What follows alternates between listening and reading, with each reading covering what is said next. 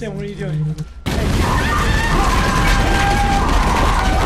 तो मूवी की शुरुआत में हमको एक यंग मैरिड कपल को दिखाया जाता है जिनका नाम जैक और सैम होता है। वो दोनों ही एक दूसरे को बचपन से जानते थे और सैम का इस दुनिया में कोई भी नहीं था। वो बिल्कुल अकेली थी, यानी कि उसकी फैमिली बचपन में ही मारी गई थी और वो एक शेल्टर होम में पली बड़ी थी।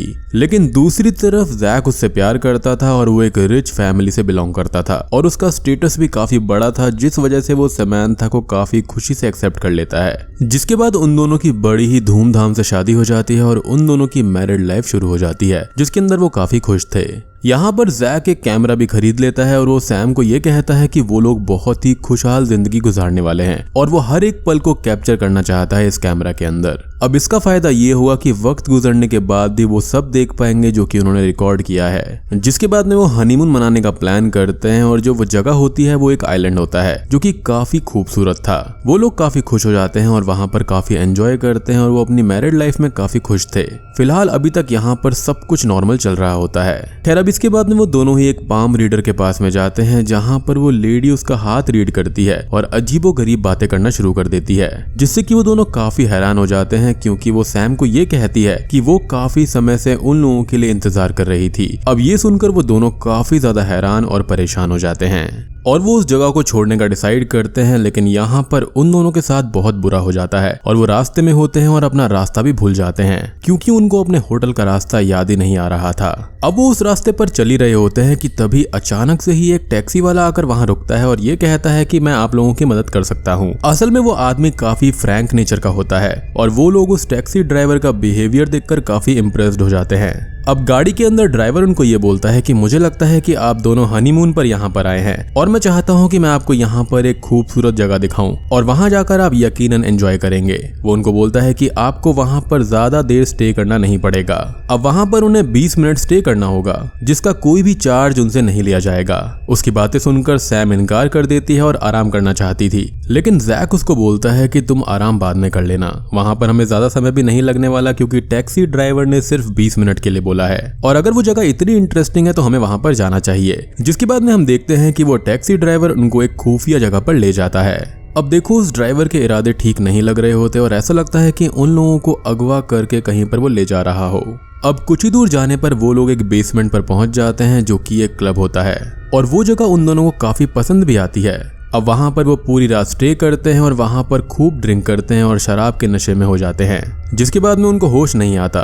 जिसके बाद में दिखाया जाता है कि कुछ लोग वहां पर उनको उठाकर ले जा रहे होते हैं। तभी हम ये देखते हैं कि जो लोग इनको लेकर जा रहे थे वो काफी अजीबो गरीब थे और वो काफी अजीब काम करते हैं, जैसे कि सैम को एक जगह पर रख देते हैं, उसके आसपास में वो एक दायरा लगा देते हैं और एक रिचुअल करने लगते हैं। जिसके बाद में वो कुछ अजीबो गरीब रस्में अदा करते हैं और ये चीज देखने में काफी भयानक नजर आती है। अब जब अगली सुबह उनका नशा उतरता है तो वो लोग होश में आते हैं और खुद को अपने होटल के उसी रूम में पाते हैं जहां पर वो रहते थे। अब होश में आते ही उनको ऐसा फील होता है जैसे कि वो काफी थके हुए हों और वो ये भी सोच रहे थे कि वो यहाँ पर कैसे आ गए। उनको एहसास होता है कि शायद वो टैक्सी वाला वहां पर उनको लेकर आया होगा। जिसके बाद में उनका हनीमून वहां पर कंप्लीट हो जाता है और उनको उस रात की कोई भी बात याद नहीं होती कि उस क्लब के अंदर आखिरकार हुआ क्या था, क्योंकि वो जो अजीबो गरीब लोग थे ना, उन्होंने ड्रिंक्स के अंदर भी कुछ ना कुछ नशीला पदार्थ मिलाया था, जिससे उनकी आखिरी रात की कोई भी मेमोरी उनके पास में नहीं थी। खैर अब वो लोग अपने घर आ जाते हैं जहां पर सैम को कुछ ही दिनों के बाद में एक खुशखबरी मिलती है कि वो प्रेग्नेंट है, क्योंकि स्टार्टिंग से ही वो प्रेगनेंसी कंट्रोलिंग पिल्स को ले रही थी। उसका ये सोचना था कि ये फेल कैसे हो सकता है और वो अभी मां बनने के लिए भी तैयार नहीं थी। खैर अब ये बात सैम जैक को बता देती है और वो दोनों ही काफी खुश हो जाते हैं। वो सैम का पहले से कई ज्यादा ख्याल रखने लगता है क्योंकि अब वो उसके बच्चे की मां बनने वाली थी। फिर हम देखते हैं कि इस खुशखबरी से सभी लोग बहुत ही ज्यादा हैप्पी थे। प्रेग्नेंट होने के बाद में सैम महसूस करती है कि कुछ निशान उसके पेट के ऊपर हैं, लेकिन ये उसको इतनी बड़ी बात नहीं लगती। उसको लगता है कि शायद से इस हालत में ऐसा ही होता होगा, इसलिए वो इस चीज को इग्नोर कर देती है। और दूसरी चीज ये थी कि सैम के साथ काफी वियर्ड चीजें होने लगती हैं, जैसे कि उसके नाक से कभी कभी ब्लीडिंग होनी शुरू हो जाती है। अब एक रात सैम सो रही होती है और जैक उसको सरप्राइज देना चाहता था, तो वो उसी कैमरे से उसकी वीडियो को कैप्चर कर रहा होता है। लेकिन तभी सैम नींद में उसका हाथ पकड़ लेती है, जो कि उसने काफी मजबूती से पकड़ा हुआ था। सैम की इस हरकत को देखते हुए जैक काफी ज्यादा हैरान हो जाता है और काफी देर तक वो सोच रहा होता है कि ये सब वो नींद की हालत में कैसे कर सकती है, और वो उसको काफी उठाने की कोशिश भी करता है। खैर, इस हादसे के बाद में एक और भयानक हादसा मॉल में उनके साथ में होता है। सैम को मॉल के अंदर कच्चा मीट दिखाई देता है जिसको वो सबके सामने ही उठाकर खाने लगती है, जबकि वो वेजिटेरियन थी। जी हाँ, और वो उस मीट को इतनी बुरी तरह से खा रही थी, ऐसा लग रहा था जैसे कि उसने कई दिनों से कुछ भी न खाया हो। उसे ऐसा करते हुए आसपास के लोग देख रहे होते हैं, जो कि उसको अजीबो गरीब नजरों से देखते हैं, और किसी भी आम आदमी के लिए काफी ज्यादा डिस्टर्बिंग चीज होती है, क्योंकि आम आदमी इस तरह से कच्चा मीट नहीं खाता है।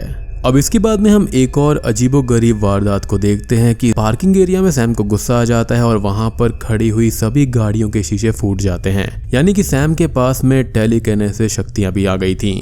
अब सैम की ये हालत देखकर जैक काफी ज्यादा अपसेट हो जाता है और वो उसको डॉक्टर के पास में लेकर जाता है। डॉक्टर ये कहते हैं कि शायद से वो प्रेग्नेंट है और इसलिए ही ऐसा हुआ होगा। एक टेस्ट करने के बाद में वो जैक को ये बोलता है कि ये नॉर्मल है और ये सब होता रहता है, उसको फिक्र करने की जरूरत नहीं है। खैर, वक्त गुजरता जाता है और सैम की हालत और भी ज्यादा खराब होती जाती है और ऐसा लगने लगता है जैसे कि उसके पास में इविल पावर्स आ गई हों, क्योंकि उसी तरह और भी प्रेग्नेंट औरत जब उसके पास में होती थी तो उसकी पूरी बॉडी में पेन होना शुरू हो जाता था। सैम और जैक चर्च में जाते हैं और सैम वहाँ के फादर से मिलती है और वो उसे जैसे ही हाथ लगाता है तो फादर की तबीयत खराब होना शुरू हो जाती है और थोड़ी ही देर के बाद में उस फादर की नाक और मुंह से खून आना शुरू हो जाता है, जिसके बाद में फादर को तुरंत ही हॉस्पिटल लेकर जाया जाता है, जहां पर सभी लोग हैरान और परेशान हो जाते हैं और उनके समझ में नहीं आ रहा होता कि आखिर ये सब अचानक से कैसे हो गया। जैक भी यहाँ पर काफी परेशान होता है। जैक की समझ में कुछ भी नहीं आता कि ये आखिर हुआ क्या है। तभी जैक के जहन में एक चीज आती है कि जब फादर के मुंह से खून आ रहा था तो सैम उनको ही घूर कर देख रही थी, जो कि काफी अजीब था। जिसके बाद में जैक सैम को शक की निगाहों से देखने लगता है और वो फौरन ही अपने कमरे में चला जाता है। वहां पर वो लैपटॉप को खोलकर अपनी वो फुटेज देखता है जो कि उसने कैप्चर की होती है। उसमें से वो सभी फुटेज को चेक करता है, यानी कि वो चर्च वाली चीज को। तो वहां पर उसको फुटेज के अंदर एक बहुत ही शॉकिंग चीज दिखाई देती है कि चर्च के अंदर वही टैक्सी वाला था जो कि उनको हनीमून पर मिला था, और ये बात काफी ज्यादा हैरान कर देने वाली थी। अब जैक ये सोचने लगता है कि कहीं वो उनका पीछा करते करते यहाँ पर तो नहीं आ गया है। जिसके बाद में वो अपनी हनीमून वाली फोटोज को और फुटेज को चेक करने लगता है और वहां पर उसको उस रात का फुटेज दिखाई देता है जब वो बेहोश हो गए थे। तो वहां पर उसे ये दिखाई देता है कि चंद लोग उनको उठाकर ले जा रहे होते हैं, जो कि काफी अजीब था। इनफैक्ट वहां पर वो सब कुछ भी कैप्चर हुआ था जो कि उस रात उनके साथ हुआ, यानी कि वो रिचुअल और रस्में रीति रिवाज जो उनके साथ में हुए थे। और अब जैक का शक यहाँ पर और भी ज्यादा गहरा हो जाता है। उसको यकीन होने लगता है कि उसके साथ में ये जो सब कुछ हो रहा है वो सही नहीं है और बहुत ही ज्यादा गलत है, और ये कोई नॉर्मल चीज नहीं है और इसके पीछे कोई बहुत ही बड़ी साजिश है। खैर, वो अपने दोस्त को बुलाता है अपने घर पर ताकि वो ये सब कुछ देख पाए, लेकिन इसके बाद में जैक को ये एहसास हो जाता है कि चीजें उसके कंट्रोल में नहीं है, क्योंकि ये सारा डेटा जो होता है ना वो कोई चुरा लेता है, और उसको एहसास होता है कि पक्का उनके ऊपर कोई नजर रख रहा है। अब इन्हीं सब चीजों के बीच में उसकी नजर विंडो पर पड़ती है, तो वो ये देखता है कि विंडो पर अजीबो गरीब किस्म की मिट्टी गिरी हुई है, और उसको श्योर होने लगता है कि पक्का यहाँ पर कोई ना कोई आया होगा, जिससे कि वो काफी डर जाता है और फौरन ही पुलिस को इन्फॉर्म करता है, और पुलिस को ये सब कहानियां लगती हैं और उसको उनकी बातों पर यकीन नहीं होता। जिसके बाद में जैक उस फादर के पास में जाते हैं जिसकी हालत काफी खराब हो गई थी। अब उन फादर की कंडीशन काफी ज्यादा सीरियस थी और वो जैक को कुछ बताते हैं कि वो वक्त दूर नहीं है कि जब ढेर सारी इविल एंटिटीज पैदा होंगी। इतना कहते ही वो खामोश हो जाते हैं और वो कोई भी बात को एक्सप्लेन करके नहीं बताते। जैक इससे काफी परेशान था और उसको अपने सवालों का जवाब चाहिए था, क्योंकि वो इन सारी प्रॉब्लम से अनजान था। और सैम भी काफी अजीब चीजें कर रही थी, जैसे कि जब वो घर पर अकेली हुआ करती थी तो वही रिचुअल किया करती जो कि उसके साथ स्टार्टिंग में हुआ था। और ये सारी बातें इस तरफ इशारा करती हैं कि सैम अपना होश खो बैठी थी। खैर, अब सैम का बेबी शावर होता है, जिस पार्टी के दौरान बहुत सारे गिफ्ट उसको मिलते हैं, लेकिन उस गिफ्ट में से एक बहुत ही खूबसूरत नाइफ सैम को किसी ने गिफ्ट में दिया था। खैर, अब रात में वो उस नाइफ को लेती है और दूर जंगल में निकल जाती है और वहां पर मौजूद जानवरों का शिकार करती है, जो कि काफी खतरनाक होता है, और वो उनकी बॉडी को चीर कर खाने लगती है। अब यहाँ पर जैक को बहुत ही ज्यादा शक होने लगता है, तो इसके चलते वो अपने घर के अंदर सीसीटीवी कैमरा लगा देता है ताकि उनको ये मालूम पड़ सके कि ये सब कर कौन रहा है और उनके घर में कोई आता जाता है भी या फिर नहीं। अब जैक को तभी एक गाड़ी पर शक होता है जो कि अक्सर उनके घर के सामने ही खड़ी रहती थी। जिसके बाद में जैक अपनी बहन को बुलाता है और ये कहता है कि मैं जरा उस गाड़ी का पीछा करूंगा और तुम यहाँ पर अपनी भाभी का ख्याल रखना। खैर, अब वो उस गाड़ी का पीछा करते हुए थोड़ी दूर निकल जाता है, जहां पर उसको एक ओल्ड हाउस दिखता है जो कि तकरीबन काफी समय से बंद था। अब उसको उस ओल्ड हाउस के अंदर अपने घर की सीसीटीवी फुटेज मिलती है और एक मिसिंग अल्ट्रासाउंड मिलता है। और ये सीसीटीवी फुटेज वहां पर इसलिए मौजूद थी क्योंकि इन लोगों ने, जो कि इनका पीछा कर रहे थे, उन्होंने उसके घर के अंदर सीसीटीवी कैमरास को चुपके से लगा दिया था ताकि वो पूरी नजर सैम के ऊपर रख पाएं।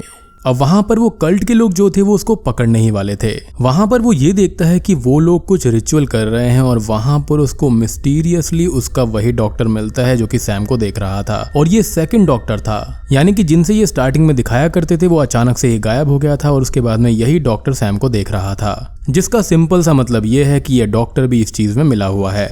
वहां पर वो आदमी भी था जो कि उनके घर पर नजर रख रहा था और साथ ही साथ इस कल्ट का लीडर भी वहां पर था, जिसको उन्होंने फॉर्च्यून टेलर की प्लेस पर देखा था और उसके बाद में क्लब पर। अब जैक यहाँ पर काफी मुश्किल से बचकर भागता है।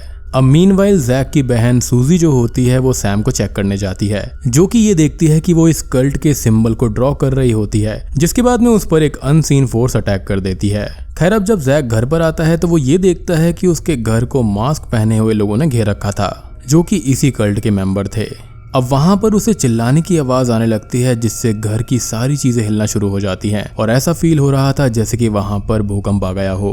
और ये सब किसी और ने नहीं बल्कि सैम ने ही किया था। खैर, वो अपनी बहन को ढूंढने लगता है, लेकिन उसको अपनी बहन की लाश दिखाई देती है जो कि काफी बुरी तरह से मारी गई थी और सूजी को किसी और ने नहीं बल्कि सैम ने ही मारा था। खैर, अब वो हिम्मत करके अपने रूम में जाता है, जहां पर वो ये देखता है कि वहां पर एक सर्कल बना हुआ है जिसके अंदर सैम खड़ी हुई थी और ऐसा लग रहा था कि उस बच्चे का इस दुनिया में आने का टाइम हो गया है।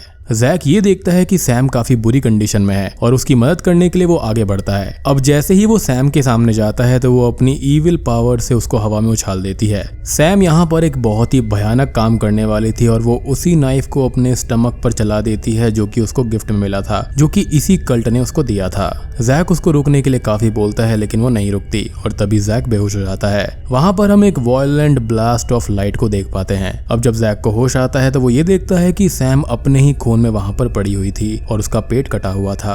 सैम अब बहुत ही ज्यादा रोने लगती है और अपने बच्चे के बारे में सोचती है कि वो ठीक है या फिर नहीं, और फिर वो जैक की बाहों में मारी जाती है। जैक ये देखकर बहुत ही ज्यादा टूट जाता है और तभी वहां पर वो कैब ड्राइवर और सेकंड डॉक्टर भी आता है। जैक अब उनसे भीख मांगता है कि वो उसको अकेला छोड़ दे, लेकिन डॉक्टर उस बच्चे को ले लेता है। हम बेबी को यहाँ पर डीप रेड ग्लो होते हुए देख पाते हैं, जिसका मतलब ये होता है कि वो कोई आम बच्चा नहीं बल्कि डेविल का बच्चा है, जिसके बाद में वो उस बच्चे को सैम की बॉडी से निकाल कर ले जाता है। और यही बात वो प्रीस्ट भी उसको समझाना चाह रहे थे कि ये सब एंटी क्राइस्ट को इस दुनिया में लाने की हरकत है और ये जो पूरा का पूरा ग्रुप है यहाँ पर ये एंटी क्राइस्ट के लिए ही काम करता है। अब ये जो कल्ट होता है वो इतना भयानक होता है कि वो वहां पर लगे हुए सारे कैमरा को, टेप्स को और जितने भी एविडेंस होते हैं उन सभी को मिटा देता है। अब तभी वहां पर पुलिस भी आ जाती है और जैक को अरेस्ट कर लिया जाता है। पुलिस ये समझती है कि अपनी बीवी को और अपनी बहन को उसने ही मारा है और बच्चे को भी गायब कर दिया है। और ऑब्वियसली वो इतना ज्यादा शॉक में था कि उसके पास में कोई भी सबूत ही नहीं था कि वो अपने आप को सच साबित कर सके। और ये जितने भी लोग थे यहाँ पर सभी लोग इस चीज में मिले हुए थे। अब बात करें उस नाइफ के बारे में तो ऐसी लड़कियां जो कि डेविल को यहाँ पर जन्म देने वाली होती हैं, उनको ये नाइफ दिया जाता है क्योंकि उनका काम इतना ही होता है कि वो बच्चे को इस दुनिया में लाएं और उसके बाद में मारी जाएं। अब मूवी खत्म होने से पहले हम स्क्रीन पर एक और यंग कपल को देखते हैं जो कि अपने हनीमून के लिए पेरिस में आए हुए थे, जहां पर सेम कैब ड्राइवर उनको लिफ्ट ऑफर करता है, जो कि ये दर्शाता है कि अब ये सारी चीजें फिर से होने वाली हैं। यानी कि ये डीमन की आर्मी बना रहे थे और यहाँ पर ये रुकने वाले नहीं है बल्कि ये ढेर सारे प्रिंस ऑफ हेल को यहाँ पर लाने वाले हैं। और बूम, ये मूवी यहीं पर खत्म हो जाती है। तो दोस्तों, ये थी डेविल्स ड्यू मूवी की कहानी। उम्मीद करता हूँ कि आपको ये पसंद आई होगी। मुझे ये मूवी काफ़ी इंटरेस्टिंग लगी है, इसका कॉन्सेप्ट काफ़ी बढ़िया है, देखने में आपको काफ़ी मज़ा आएगा। सो बेसिकली ये एक ऐसा कल्ट है जो कि एंटी क्राइस्ट को इस धरती पर लाने का काम करता है और मुझे लगता है कि ये लोग स्पेसिफिकली यंग कपल को ही ढूंढते हैं जिसके अंदर लड़की जो होती है ना वो शायद से अनाथ होती है ताकि उसके आगे पीछे कोई भी ना हो। और उस दिन इन्होंने सैम के ऊपर जो रिचुअल किया था वो बेसिकली उसको इम्प्रेग्नेट करने के लिए था ताकि वो डेविल के बच्चे को जन्म देगी। और ये लोग जो हैं यहाँ पर एंटी क्राइस्ट को और ढेर सारी डीमन आर्मी को बनाना चाह रहे थे। तो वीडियो पसंद आई हो तो लाइक कर देना, चैनल पर नए हैं तो सब्सक्राइब कर लीजिए। तो मैं आप सबको मिलता हूँ अगली वीडियो के साथ में, तब तक के लिए।